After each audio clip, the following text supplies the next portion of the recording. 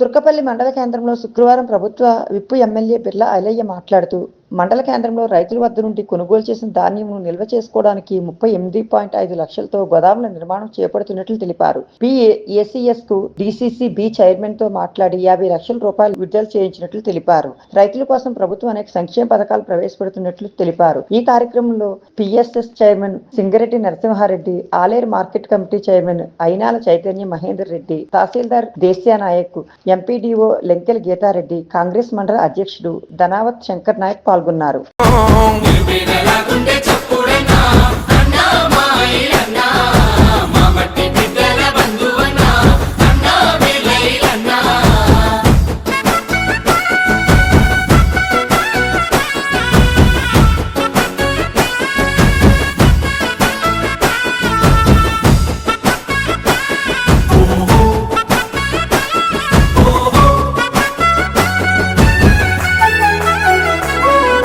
వ్యవసాయ రంగంలో రైతన్న బిడ్డల రాసును చేసిన త్యాగివో, నీళ్ళన్నగా పేరును గాంచిన గోదావరి నీళ్ళ జలధారవో, భగీరథును వై ఆలేరు రైతుల కాళ్ళను గడిగిన శక్తివో, నీరాకతో అన్న ఆలేరు పల్లెల్ల పండుగలే మాకు వచ్చెనో,